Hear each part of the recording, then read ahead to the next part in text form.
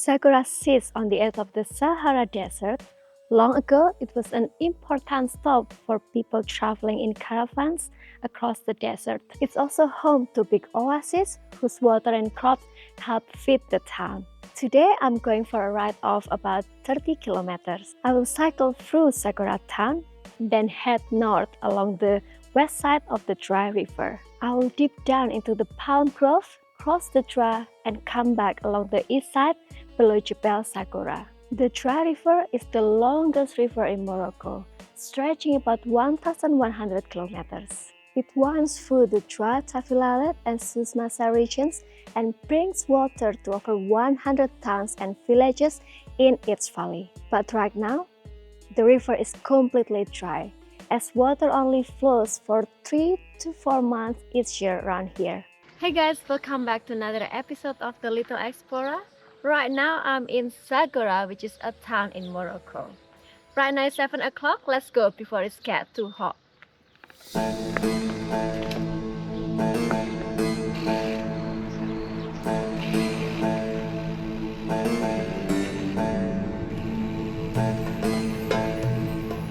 Just like my hotel, now I'm about to go over the Draa River.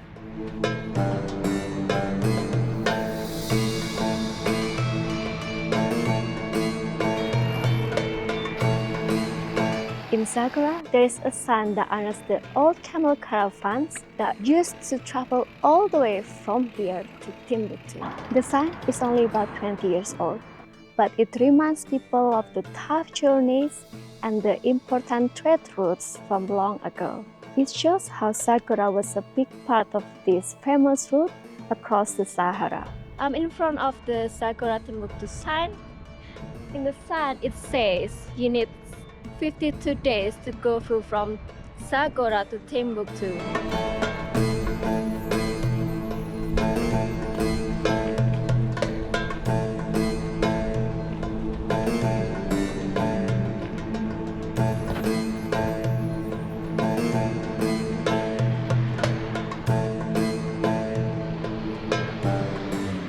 When riding through Zagora, you can see lots of modern concrete buildings instead of the old mud brick houses. It shows how the town is changing, mixing its desert history with new building styles.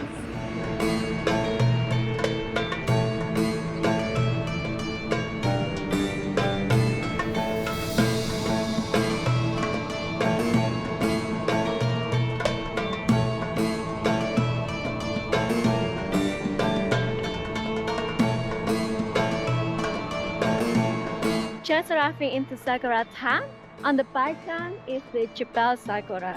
It's got the white Ryzen motto on it. Alright, let's continue our ride, guys. The mountain called Jebel Zagora looks over the town. It has big writing on the side that say Our Awatan Al Malik, which means God, Homeland King. This is Morocco's national motto. The mountain rises about 330 meters above the town, and it's a popular hike because it gives amazing views of the oasis.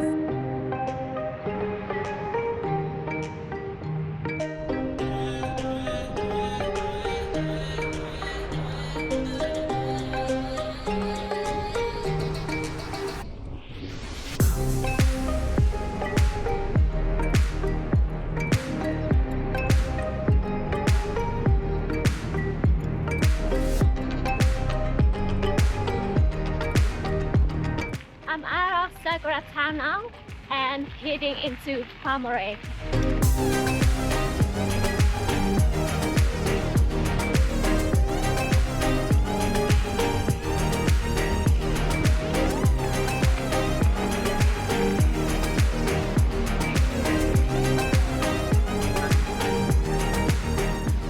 I turned off the paved road and rode down into the palm grove. There, I found a maze of small dirt tracks between farms and water canals. It felt great to be away from traffic and riding through so much greenery.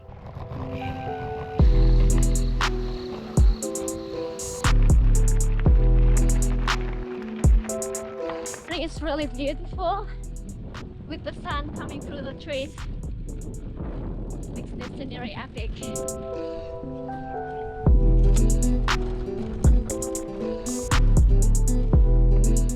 Inside the palm grove, there are many mud brick farm buildings and old walls that separate people's lands. Some villages even live right down among the palm trees. Donkeys play an important role here, helping carry farm goods or even taking kids to school.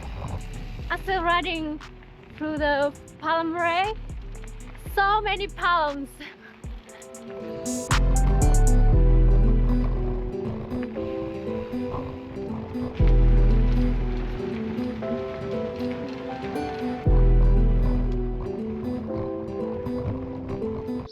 Just stop for a drink.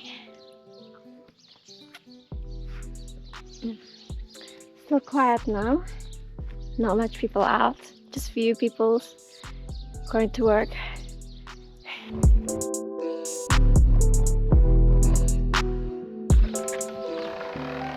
Going through this palmerie, lots of this muddy wall.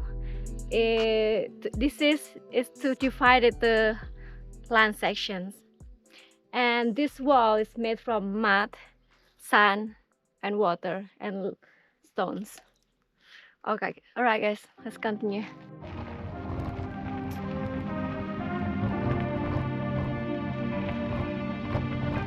I'm about 10k in. Shortly, I will be heading into some villages.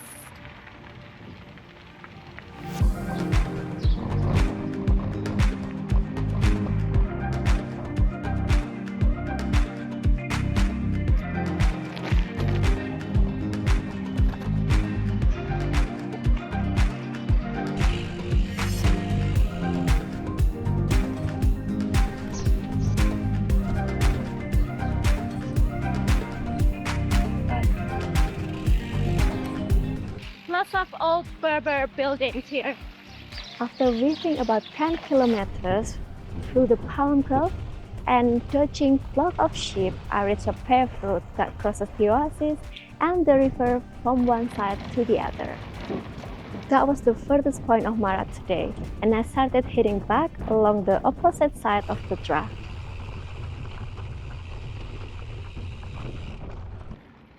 Right now I'm crossing the Draa River to the other side, even though it's dry. I'm heading back to Zagora now, on the other side of the river.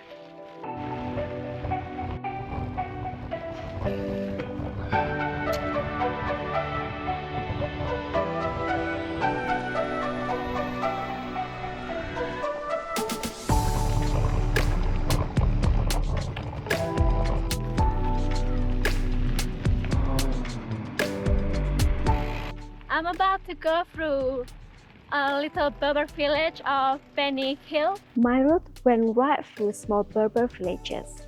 For hundreds of years, people have farmed the land around the Draa River. They still use old traditional ways of walking and live simple life. It was amazing to see this up close. Going through Palm Oasis again. It's 8:30 in the morning. I've done 17k now. Still not many people out. Maybe they still asleep or just relaxing at home.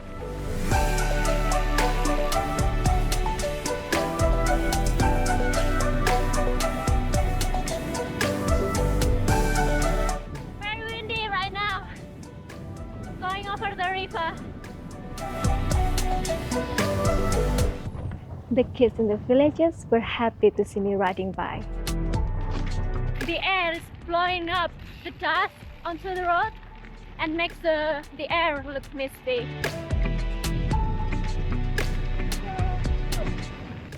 On my left-hand side is South El Henna town.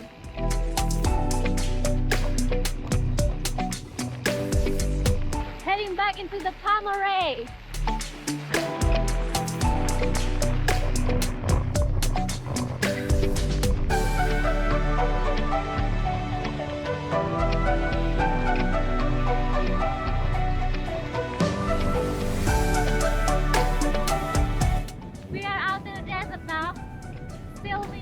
After a few kilometers, the palm grove slowly turned into a wide open desert.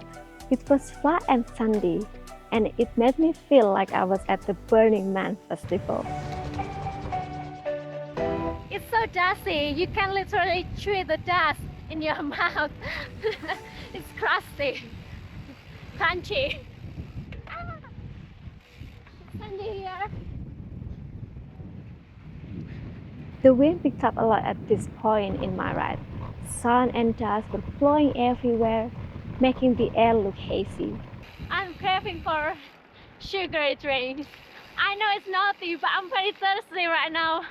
It was sometimes hard to see and even harder to paddle when I was sliding into the wind. I got flat tire on the back. Very flat. So I have to stop and fix it. I had to stop for a puncture. My tire had picked up a lot of thorns and was flat as a Moroccan measurement pancake. Oh, it's good. We got it fixed. All right, we're done. I probably still have around 7 kilometers now till arriving the hotel. Fix the tire, back on the road. While I was fixing this, a group of camels came past carrying some tourists.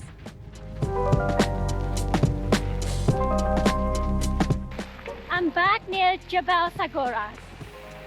I luckily was able to fix my tire and get back on the road for the last part of my ride.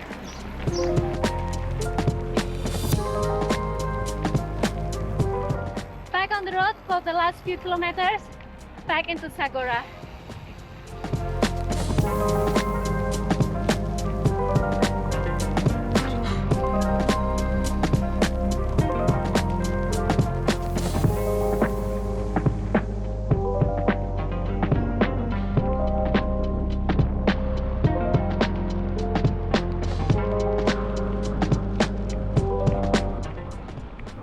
As Jebel Zagora came closer and closer, I finally joined the main road for the last few kilometers back to town.